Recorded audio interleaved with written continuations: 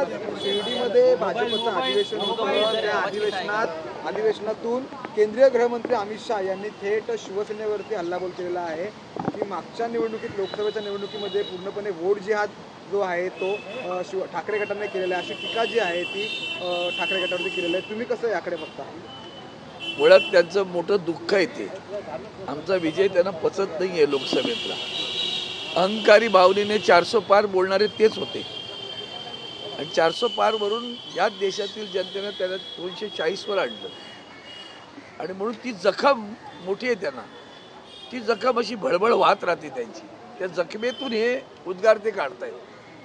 आणि त्याला विधानसभेमध्ये विजय मिळवला आहे, त्याच्यामुळे थोडा आणखीन अहंकार पुन्हा फुलायला लागला असेल तर तो अहंकार सुद्धा महाराष्ट्राची जनता त्याला पुन्हा जागा दाखवून देईल. बाळासाहेबांच्या विचारांशी द्रोह करणाऱ्या उद्धव ठाकरेंना जनतेने जागा दाखवली असं सुद्धा म्हटलं. मला वाटतं वंदनीय हिंदू हृदय सम्राट शिवसेना प्रमुख श्रीमान बाळासाहेब ठाकरे यांचे विचार आचार जर कोण या महाराष्ट्रात नेत असेल किंवा देशात नेत असेल तर ते फक्त उद्धवजी बाळासाहेब ठाकरे नेत आहेत. त्याचं कारण महाराष्ट्राची अस्मिता, महाराष्ट्राचा स्वाभिमान जपणारं एकमेव संघटना आहे शिवसेना उद्धव बाळासाहेब ठाकरे. लाचारांना काय बोलता येणार आहे? महाराष्ट्र जेव्हा लुटला जातोय, महाराष्ट्रातले सगळे उद्योग जेव्हा बाहेर जात आहेत, त्या बाहेर जाणाऱ्या उद्योगांवर ब्र न करणारी माणसं जी स्वतःची अस्मिता हिरावून बसलेत, लाचार झालेत, ईडीबीडीच्या भीतीनं तिकडे गेलेत, त्यांना काय कळणार? वंदनीय शिवसेना प्रमुखांचे विचार. वंदनीय शिवसेना प्रमुखांनी तक्रार दिल्या आहेत, केंद्राला सुद्धा दिल्या आहेत. आणि आत्ता सुद्धा जर देशात आव्हान कोण देत असेल केंद्राला खुले मनानं खुलेपणानं तर ते फक्त उद्धवजी बाळासाहेब ठाकरे देत आहेत. आणि म्हणून तीच तर मोठी जखम आहे त्यांची आणि त्या वेदनेतून ते बोलत असतात. त्यांना सारखं ते वाटत राहतं वोट जिहाद वोट जिहाद. त्यांना विचारा ना, चादर कोणी दिली अजमेरला? अजमेरला चादर कोणी दिली जरा विचारून घ्या ना, म्हणजे कळेल ना. म्हणजे दुसऱ्याने केलं तर तो वोट जिहाद, तुम्ही करता तो. आणि आज मी तुमच्या माध्यमातून पुन्हा एकदा सांगतो महाराष्ट्र जनतेला, जे मतदान झालेलं आहे शेवटच्या क्षणात, ते EVM मशीन हा सगळा सोडा. तुम्ही आत्ता इलेक्शन कमिशनरनं नियमांमध्ये बदल का केले? त्याच्यामध्ये कुठलीही गोष्ट आपल्याला यापुढे इलेक्शन कमिशनरला विचारता येणार नाही. आपण काय विचारलं होतं? जर खरंच एवढं मतदान शेवटच्या 2 तासात झालं असेल तर तुम्ही आम्हाला फक्त CCTV फुटेज द्या. लोकांच्या मतदारांच्या गर्दीचं CCTV फुटेज द्या. ते सुद्धा यापुढं त्यांनी दिलं नाहीच, पण पुढं मागताही येणार नाही असा नियमात बदल करून टाकला. मग तुम्ही जर पारदर्शी आहात ना, तुमचं मशीन चांगलं आहे ना. आणखीन एक गोष्ट आपल्या सगळ्यांच्या माध्यमातून सांगतो, सगळ्या पळवाटा सांगतो. त्यांनी शेवटच्या क्षणी ऑनलाईन मतदार नोंदणी केली. मी तुम्हाला आजही माझं आव्हान आहे, त्या मतदार नोंदणीमधील माणसं ही तिथं कुठंच राहत नाहीत. त्यांची नावं त्या मतदार यादीत आली शेवटच्या क्षणी आणि ती आलेली व्हॅलिड ठरवली गेली. कोण ठरवली? Election commissioner. आणि मग ती व्हॅलिड ठरवून त्यांना मतदान करायला लावलं. तेच खरं तर गुपित आहे. EVM असं बोललं जातं, पण खरं गुपित ते आहे. हे कोण कधी आले? आणि तुम्हाला माहिती आहे बीडमध्ये मतदान कसं झालं ते पाहिलंय की नाही? तुम्हीच तर व्हिडिओ क्लिपिंग दाखवताय ना, पिस्तोला घेऊन लोक कशी उभी आहेत, ए जायचं नाही मतदानाला, केलं ना.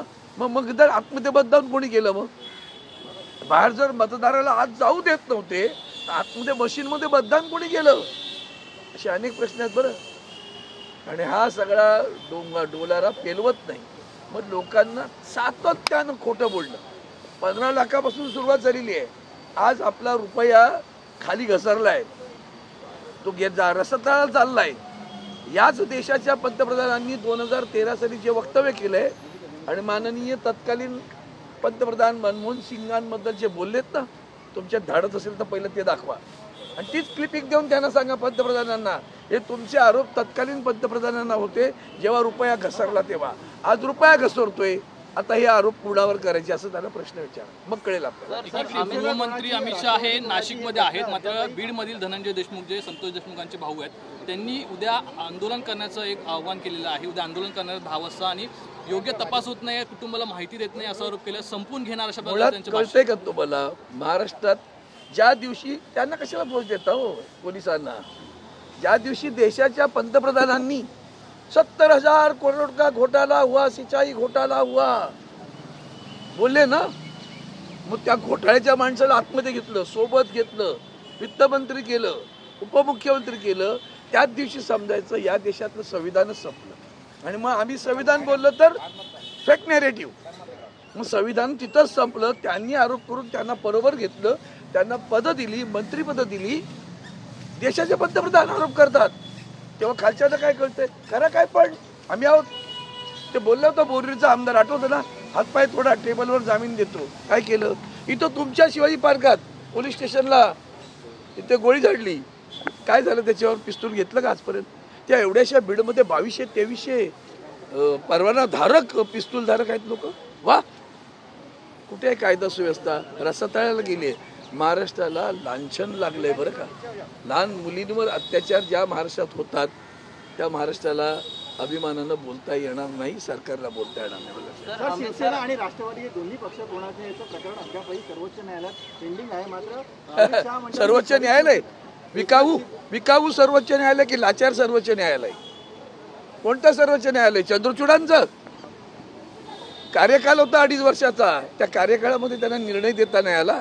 आता त्या अकॅडमिक निर्णयाला विचारतो कोण? गेले पळून. आर्थिक लिहिली त्यांच्या घरी गणपतीने. गणपती प्रसन्न झाला बरं का चंद्रचूडांना आणि मोदींना. हे असले ह्याचाच राग तुम्हाला कसं येत नाही मला आश्चर्य वाटतं.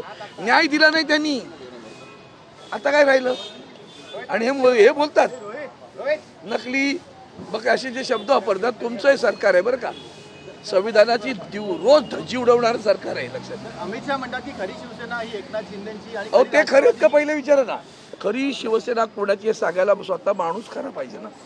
संतांनी सांगितलं का कुठल्या? त्यांच्या हातात काय होत्या बेड्या ते आठवून बघा. कोण संत आहेत का ते बोलणारे? लोकांना माहिती आहे असली कोण आहे आणि नकली कोण आहे ते. उद्धव साहेब काळाचा महिमा आहे. शिवसेनेनं जन्मापासून अनेक विष पचवले, पराभव पचवलेत आणि पुन्हा फिनिक्स प्रमाणे उभी राहिलेली आहे. मराठी माणसाला ज्या दिवशी लक्षात येईल ना हे पसवणारे लोक आपण त्यांच्या मागे जातोय, ढोंगी हिंदुत्वाच्या मागे जातोय, तेव्हा खरं हिंदुत्व काय ते कळेल त्यांना. सर, उद्धव साहेब धोका देऊन मुख्यमंत्री झाले असंही अमित शहा म्हणाले. अरे मग तुम्ही 6 महिने पळाला का होता तसा प्रश्न आहे माझा. अमित शहाना विचारा, जर हे तुमच्या दोघांमधलं बोलणं होतं आणि जर त्यावेळेला वाद निर्माण झाला तेव्हा तुम्ही हरियाणात का गेलात? आणि मग त्या 6 महिने जवळजवळ अमित शहा बोललेही नाहीत की असं मी बोललो नव्हतो म्हणून. कधी बोलले? कोकणात गेले होते ते, तिथं बोलले मैंने ऐसा बात नहीं किया था. 6 महिने लागले का?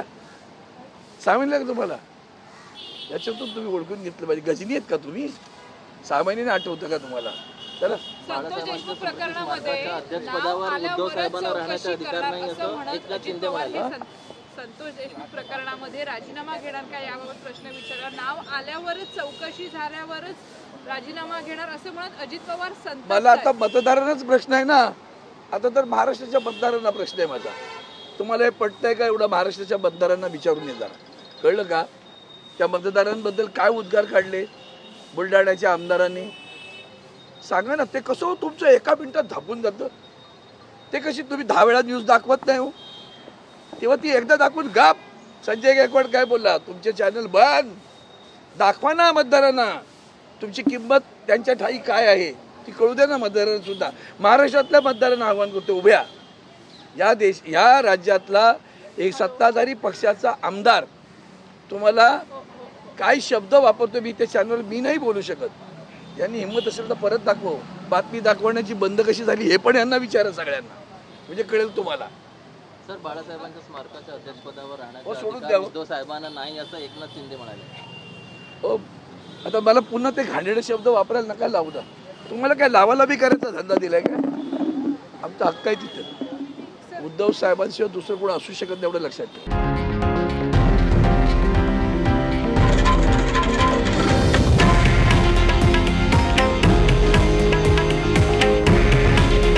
हे आहे देशातील नंबर 1 न्यूज नेटवर्क आणि आपण पाहत आहात TV9 मराठी. काळजी तुमची, हित महाराष्ट्राचं.